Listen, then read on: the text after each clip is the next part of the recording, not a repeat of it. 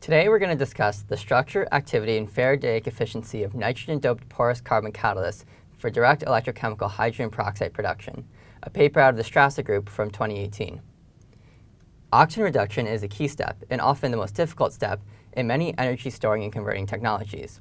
In this paper, the materials studied are able to selectively reduce oxygen to hydrogen peroxide with nearly 99% selectivity over water. Using this technology, the authors propose one could couple the reductive end of a potentially carbon-neutral fuel cell to the efficient production of a commodity chemical. The materials studied in this work were produced by sonicating porous carbon blanks in a solution of polyethyleneamine and then annealing at 800 degrees Celsius. ORR can follow the familiar 4-electron, 4-proton pathway to produce 2 water molecules at 1.229 volts versus SHE, or by 2 electrons and 2 protons to produce a single molecule of hydrogen peroxide at 0.6695 volts versus SHE. This means that while water is the thermodynamic product, peroxide is the kinetic product. Before diving into the electrochemical methods used in this paper and a deeper discussion of the results, I'd like to share with you a few of the key findings. First, the authors compared the nitrogen-doped material to the pristine carbon electrodes before nitrogen doping. In a solution of 0.5 molar H2SO4 poised at 0.3 volts versus RHE, the authors found that the pristine carbon passed 2.46 electrons per O2 molecule and had a selectivity of 77% for H2O2 over water, whereas the nitrogen-doped material passed 2.05 electrons per O2 molecule reacted with and had 97% selectivity for H2O2 over water. Next, the authors investigated how pH affected the activity of their nitrogen-doped electrodes. Looking at pH 0.3, pH 7, and pH 13, the authors found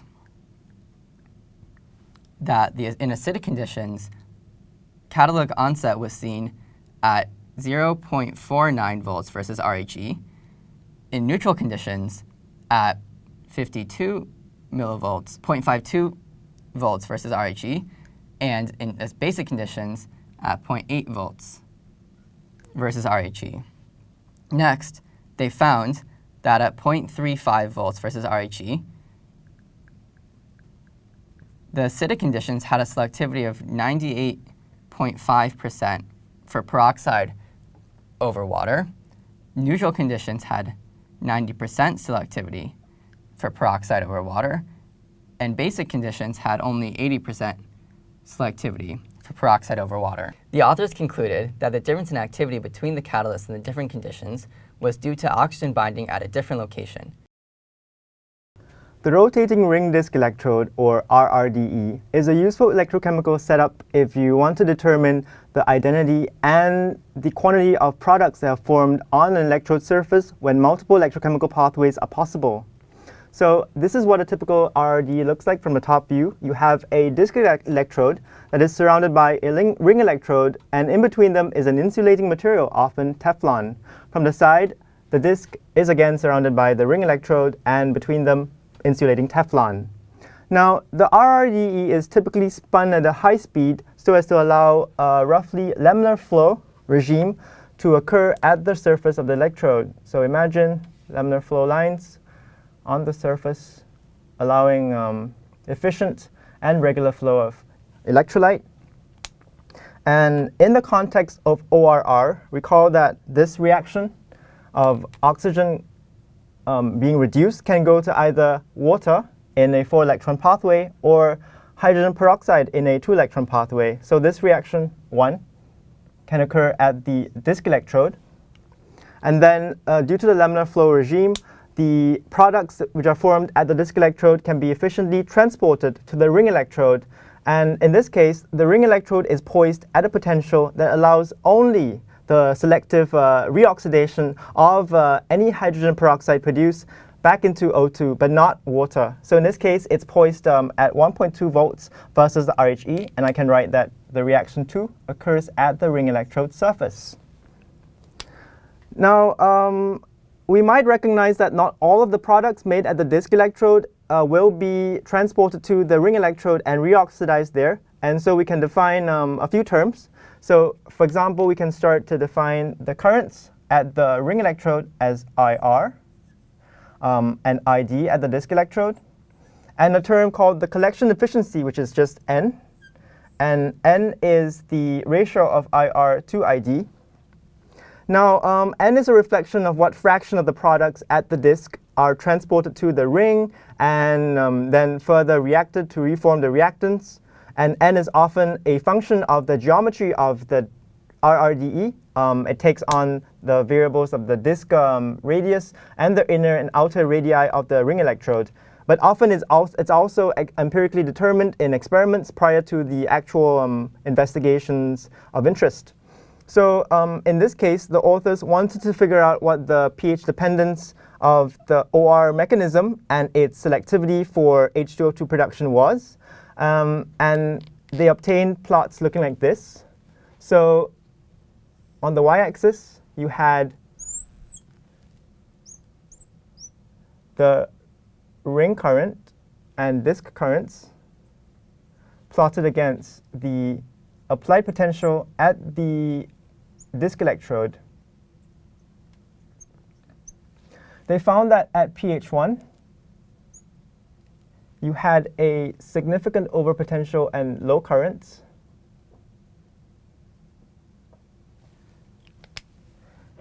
At pH 7, the overpotentials were much lower and the currents were higher. And finally, at pH 13, basically alkaline medium,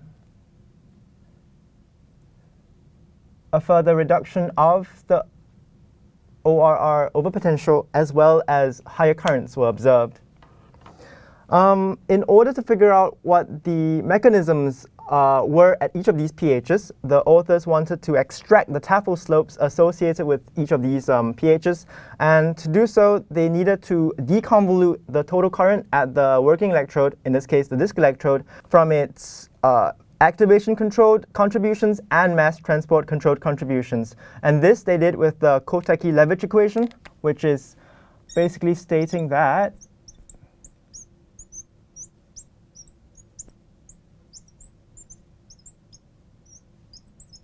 the inverse of the total current at the disk electrode can be written as the sum of its inverse kinetically controlled current and the inverse of its mass transport controlled current.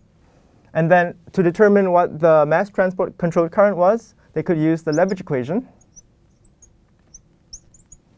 which states that the mass transport controlled current is simply the product of 0.62 multiplied by n, the number of electrons transferred, Faraday's constant, F, the diffusivity of, in this case, the reactant oxygen raised to the power of 2/3, the kinematic viscosity of the solution raised to the -1/6, the angular velocity of the ring electrode, the ring disk electrode raised to the power ½ and the concentration of O2 in solution. With that, they were able to single out the kinetically controlled component of current and make a plot of the applied potential versus RHE against the logarithm of the kinetically gated current at the disk electrode. And they found that at different pHs, they had obviously different Tafel slopes. So at the low pH range, they had a Tafel slope of negative 161 millivolts per decade. At neutral pH, a slightly less steep slope of negative 91 millivolts per decade. And finally, in alkaline pH, a far less steep slope of negative 68 millivolts per decade. And the authors attribute this difference in Tafel slopes between the different pHs to the OR mechanism switching from a 2-electron process in acidic pHs to a 4-electron process in alkaline pHs. The authors were also able to determine the number of electrons transferred per oxygen molecule reduced with RRDE. We will now go through the derivation and the maths behind this determination. Now, first we must recognize that the disk current, the total disk current, is actually a summation of the disk current due to peroxide formation via the 2-electron process and the current due to water formation via the 4-electron process. However, because the ring is poised such that only peroxide is oxidized back to oxygen, it is important to recognize that the collection efficiency, N, is actually just a ratio of the ring current with that of this, the current due to peroxide formation at the disk electrode. I'm going to put these in absolute values because it is a negative value, as it is a reductive current, as opposed to the oxidative current at the ring. Now, the average number of electrons transferred per oxygen molecule can be described as the total amount of oxygen reduced to form peroxide at the disk, and plus the total amount of oxygen reduced to form water at the disk. Now we are able to replace this current here with that with an expression that contains only the total amount of current reduced, total amount of current at the disk, and that of the current contribution from peroxide formation, like so.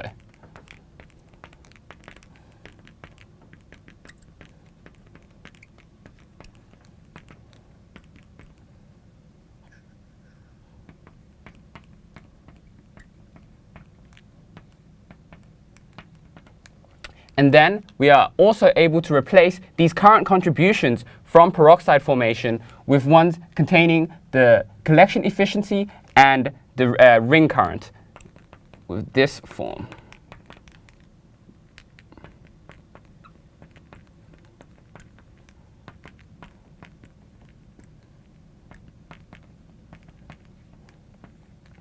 Again, I'm going to put these absolute values because these are negative numbers, because they're reductive currents as opposed to the ring currents, which are positive. As you'll notice, the ring currents and the disk currents are values that we already know, leaving an expression like this with only Z, the average number of electrons transferred, as the unknown. As such, we can rearrange this equation to form an expression like so.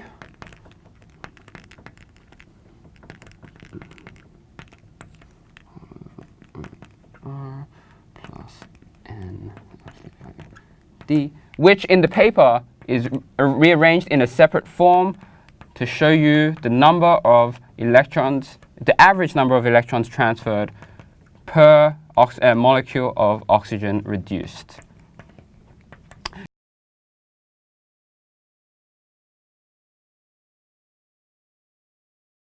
To analyze the effect of potential and electrolyte pH on the production rates of hydrogen peroxide, bulk electrolysis tests at 3 different pHs and 3 different potentials were performed. Bulk electrolysis tests typically employ a constant potential, and current density or current is monitored as a function of time.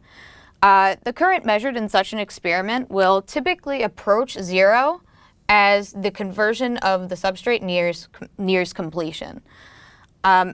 Bulk electrolysis is also an efficient way to analyze the Faradaic efficiency, which describes the efficiency with which charge, or electrons in this case, are transferred in an electrochemical system.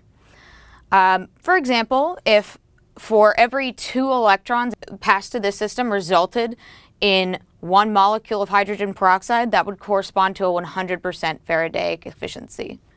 The Faradaic efficiency, as defined in this paper, is 2 times the concentration of hydrogen peroxide multiplied by the volume of the cell, multiplied by Faraday's constant, and divided by the total amount of charge passed to the system.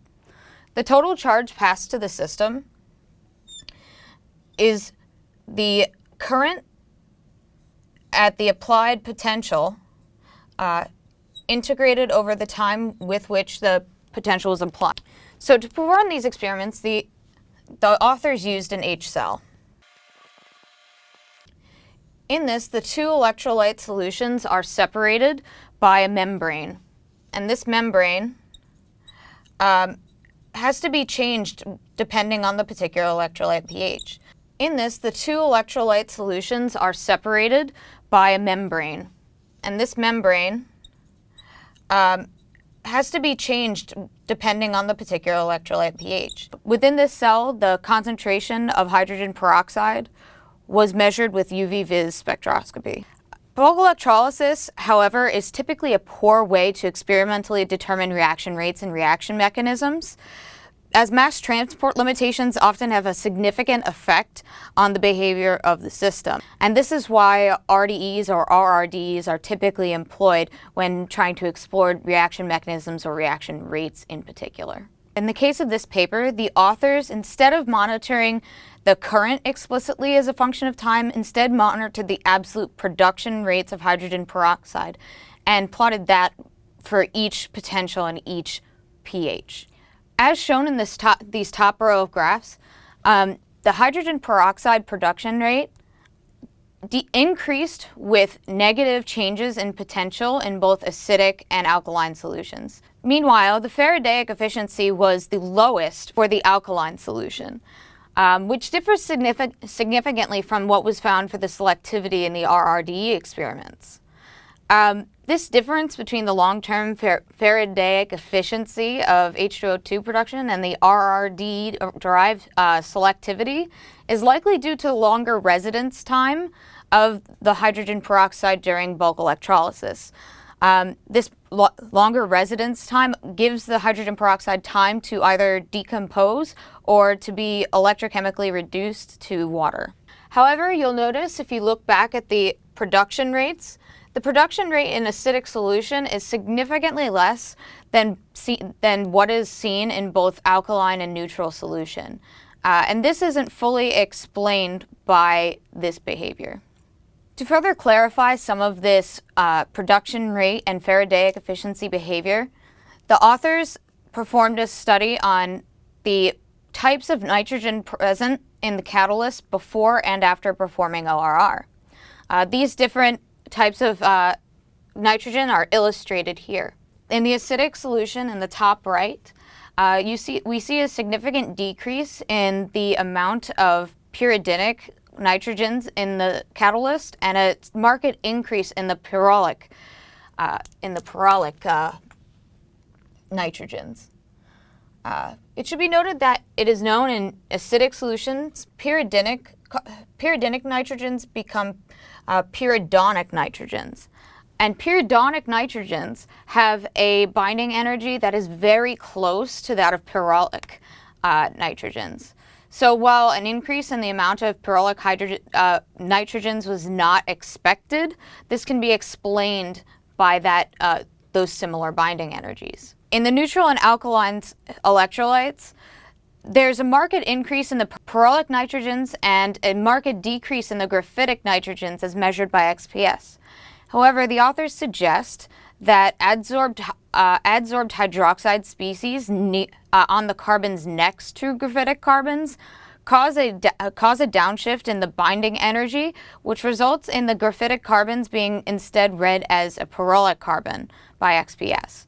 So From this analysis, the authors concluded that the catalytically active site in the acidic solution was the pyridinic nitrogens, while in alkaline and neutral solutions, the active site is instead the graphitic carbons.